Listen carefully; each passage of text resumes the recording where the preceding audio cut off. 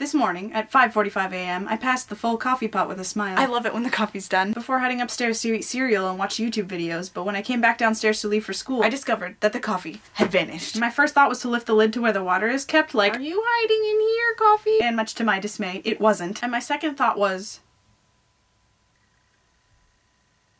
someone will pay! And so I headed off for school to student teach on my usual 5.5 hours of sleep on my first day with 0 coffee, dreading the part where I normally fall asleep even with coffee. Listening to their jazz band play bassy tunes like this one at uncharted yet certainly damaging decibel levels! For some reason, I didn't fall asleep this time. Maybe it was the lingering shock from this morning's fatal discovery, but it got me thinking about dependency and how my mind often tricks me into depending on the wrong things and forgetting about the things I should need. Like, one thing I'm too dependent on besides caffeine is success. And by that I mean I have 0 confidence or ability in myself unless I have recent personal successes to back myself up with. And I tend to base all my self-image off of these supposed successes or failures. For instance, if I fail to answer one student's question while I'm teaching a class of 70 high schoolers, I tend to spend the next few days believing I'm a horrible teacher. And consequently a horrible person until the next time I get it right. You see, student teaching, like life, is a process of perpetually laying your ego out on the sacrificial table and then filleting it across the spikes and barbs of failed attempts in exchange for a few life lessons and some more financial debt. And last night I was feeling the bruises and internal hemorrhaging, not because I was low on success from the day, but because I felt the awful strain of being lousy at the most difficult and personal thing I attempt on a daily basis.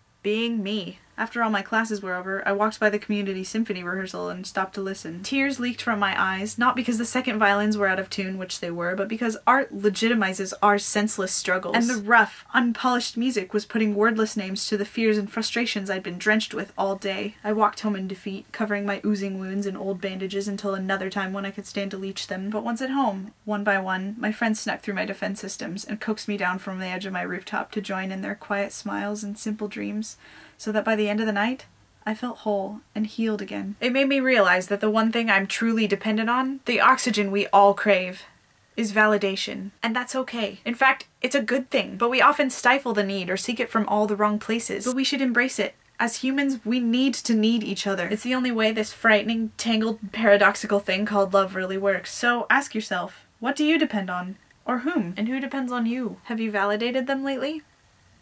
I'm gonna go make some more coffee.